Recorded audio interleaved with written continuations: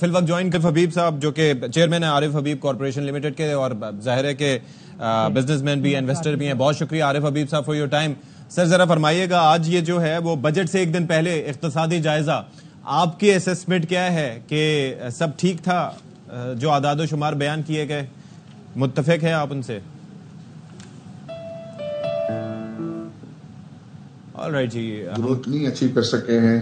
اور جیسا جو سوال بھی کیا گیا کہ آخری جو کوارٹر ہے اس کو ذرا آپٹیمسٹک نمبرز اس کے لگائے گئے، جب جا کے یہ 2.7% کی گروتھ کا جو ہے وہ اندازہ دیا گیا ہے. تو وہاں جو ہے وہ ظاہر ہم ٹارگیٹ سے بیہائنڈ ہیں. اس میں پھر ظاہر ایگریکلچر میں جو ہے وہ گروتھ میں کمی ہوئی ہے. انٹرنیشنل جو ہماری لارج اسکیل مینوفیکچرنگ ہے اس میں کمی ہوئی ہے، اور اس میں کافی سگنیفیکنٹ جو ہے وہ کمی ہے. دوسرا یہ ہے کہ ان کا جو F B are revenue target ہے اس میں بھی کمی ہے. لیکن جو اچھی بات ہے وہ یہ ہے کہ پرائمری سرپلس جو ہے کا ٹارگیٹ انہوں نے اچیو کر لیا اور کافی سگنیفیکنٹ تھا. اسی طرح جو بجٹ ڈیفیسٹ کا ٹارگیٹ ہے وہ بھی ایکسیڈ کیا ہے. مطلب جو انہوں نے بجٹ ڈیفیسٹ ٹارگیٹ 6% کیا تھا وہ ابھی اس کو 5.3% کا جو ہے وہ کر رہے ہیں. اس کے مینلی جو بڑی وجہ یہ ہے کہ مارک اپ میں سیونگز ہوئی ہیں، تو انٹرسٹ ریٹ کی کمی ہونے کی وجہ سے جو ہے مارک اپ میں کمی ہوئی. تو یوں جو ہے وہ ہم یہ کہیں گے کہ جو میکرو اکنامک اسٹیبلٹی والے جو ایریاز ہیں کہ جس میں ہمارا انفلیشن ریٹ نیچے آیا ہے، ہمارے جو ہے وہ ریزروز بڑھے ہیں، ہمارا جو کرنٹ اکاؤنٹ سرپلس حاصل ہوا، یہ جو گورنمنٹ کے فائنینسز ہیں اس میں جو ہے وہ بہتری حاصل ہوئی ہے. تو آئی تھنک یہ ایک میں سمجھتا ہوں کہ ایک ایسا بیس ہے کہ جس کے اوپر جو ہے گورنمنٹ اگلے سال جو ہے بہتر اور ایگریسو طریقے سے چیزوں کو جو ہے پلان اور اچیو کر سکتے. تو اب وہ کل جو ہے وہ ڈیپینڈ کرتا ہے کہ کل کے بجٹ میں جو انہوں نے باتیں کی ہیں کہ اب اگلے سال کے لیے وہ ہدف کی بات کر رہے ہیں کہ گروتھ ریٹ کا ہدف جو ہے 4.2% ہوگا. تو 4.2% کے لیے انہوں نے ایک بات کی کہ بھائی انٹرسٹ ریٹ میں جو ہے وہ کمی ہوئی ہے. پھر یہ کہ ہم نے انرجی میں کچھ کمی کی ہے اور مزید کمی کی باتیں کرتے ہیں. اور ٹیکس کے بارے میں انہوں نے کہا کہ کل بجٹ میں آپ کو جو ہے وہ اس کے بارے میں ہم بات کریں گے. تو اس کے لیے ڈیفینیٹلی ان کو اس کل کے بجٹ کے اندر جو ہے پرٹیکولرلی ٹیکس سائٹ پہ جو ہے کچھ جو ہے وہ ریلیف جو ہے وہ دینا ہوگا. جب جا کے ایک چیز مجھے یہ سمجھائیے گا کہ یہ ظاہر ہے کہ لارج اسکیل مینوفیکچرنگ کا شعبہ ہے، تو ہم نظامی صاحب اور میں بھی یہ ڈسکس کر رہے تھے کہ وہ جاب کریشنز وہیں سے ہوتی ہیں، اور اس سے پہلے اپوزیشن کا بھی یہی ان سے شکوہ رہا کہ یہاں پر موجودہ گورنمنٹ نے اس پہ فوکس رکھا ہی نہیں، اور numbers speak for themselves. یعنی کہ کہاں 3.5% کا ٹارگیٹ اور کہاں -1.5% آپ نے اچیو کیا. تو یہ کتنا چیلنجنگ ہے، اور یہ نیگلیجنس ہے یا پھر اس شعبے پہ اس طریقے سے فوکس نہیں گورنمنٹ کا رہا، یا اتنی ساری چیزیں مینج کرنی تھی کہ توجہ نہیں دے پائے؟ آپ کا کیا اس پہ نظریہ ہے؟ آئی تھنک یہ سب سے زیادہ کرٹیکل ٹارگیٹ ہے، اور آپ نے بالکل صحیح کہا کہ جو عوام مہنگائی کے بوجھ تلے جو پسی ہوئی ہے اس کو ان کو ریلیف کا ایک ہی طریقہ ہے کہ آپ جو ہے وہ گروتھ ریٹ بڑھے، ہماری اکنامی میں جو ہے جاب بڑھے اور وہ بڑھے. تو اس کے لیے جو ہے، اور پھر لکیلی اس وقت جو ہے وہ حکومت ہمارے پاکستان میں مختلف سیکٹرز میں آئیڈل کیپیسٹیز موجود ہیں.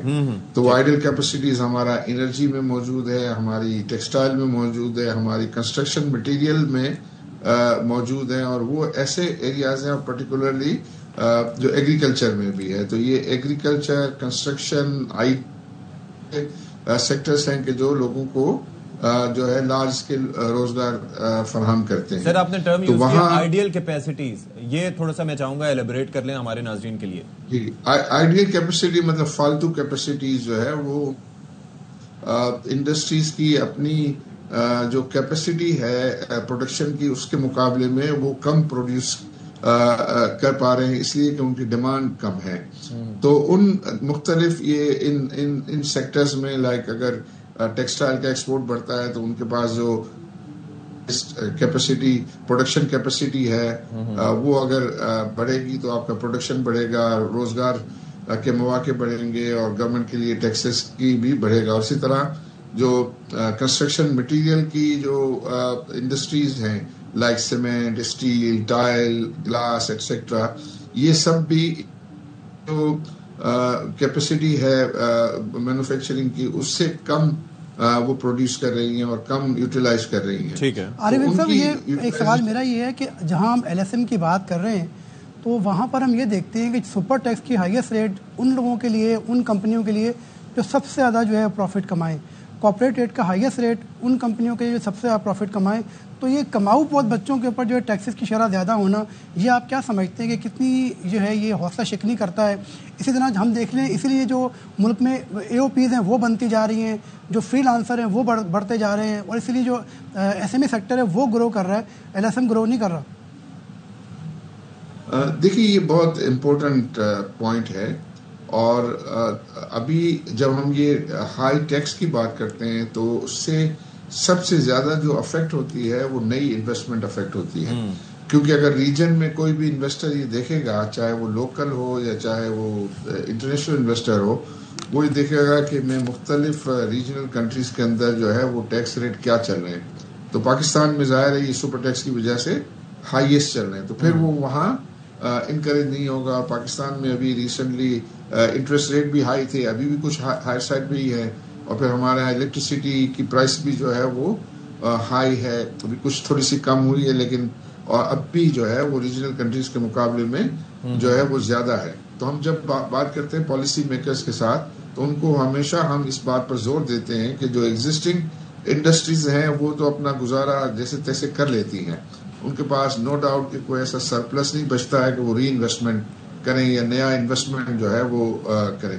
لیکن جو نیا انویسٹر ہے وہ تو اس کو دیکھے گا نا، اگر ان کو یہ ساری جو ہے کمپیٹیٹیو کاسٹ کی اویلیبلٹی نہیں ہوگی پاکستان میں، تو آپ نئی انویسٹمنٹ جو ہے وہ پھر نہ ایکسپیکٹ کریں. اور نئی انویسٹمنٹ نہیں ہوگی تو لوگوں کو روزگار نہیں ملے گا، لوگوں کے ویجز جو ہے وہ پھر نہیں بڑھیں گے.